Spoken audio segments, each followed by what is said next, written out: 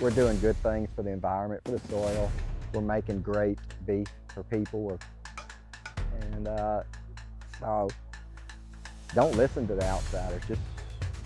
Just continue your path. If that's what it is, if God's leading you that way, you can follow it.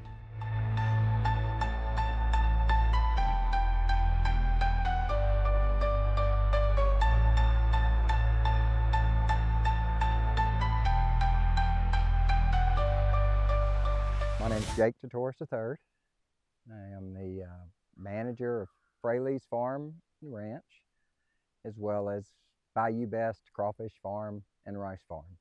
I am a first generation cattle and rice farmer, married into a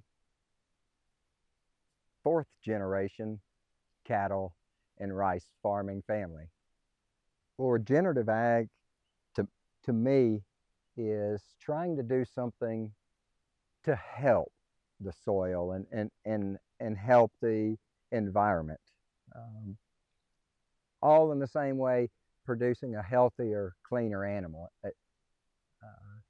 So whether it be our rice farm and us rotating the cattle and the crawfish through the fields to just put more organic matter into the soil and less man-made fertilizers.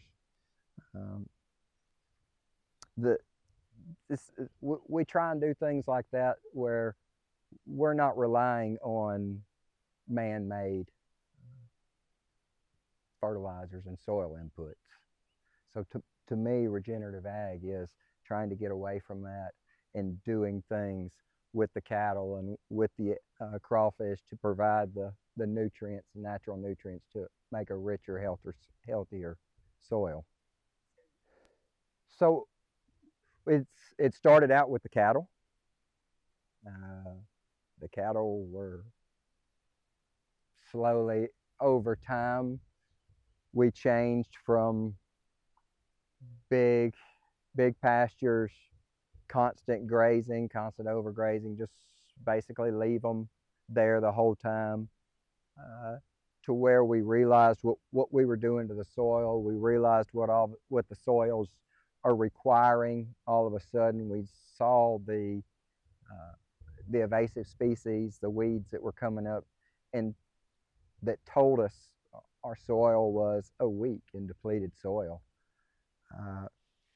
And so when we realized what was going on, we then started rotating our cattle, allowing the ground and the grasses to rest.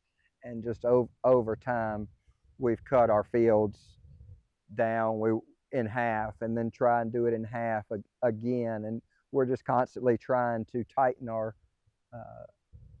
grazing in smaller paddocks to where we can concentrate those nutrients back on that soil and then leave it and let it rest. And we're doing that with our cattle. We have our heifers here that are in a ryegrass field, and they've been rotating since February in small paddocks, just grazing and moving. The grass has increased where now that the weather's warmed up, we're growing a lot more ryegrass, and we've been able to introduce another small herd into this same 70-acre paddock that's split up.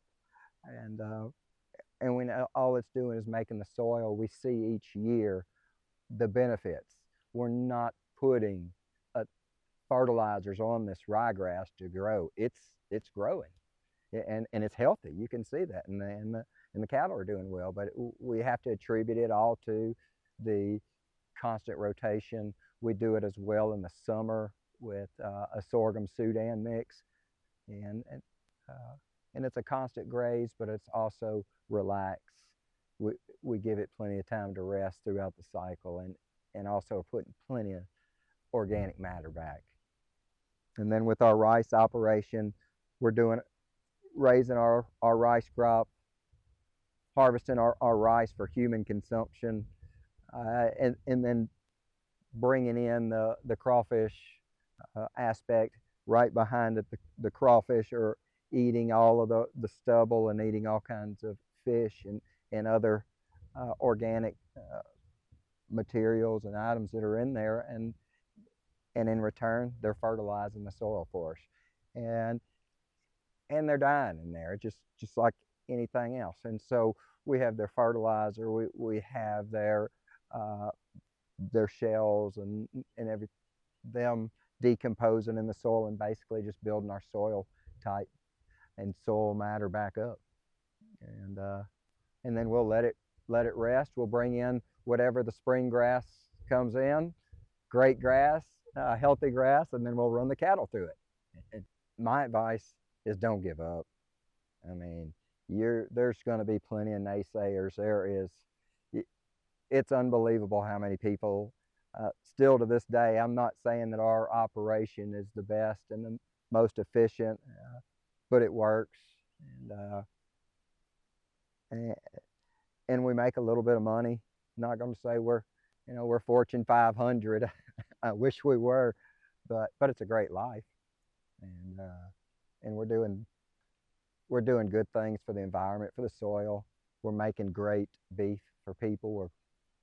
And so don't listen to the outsiders.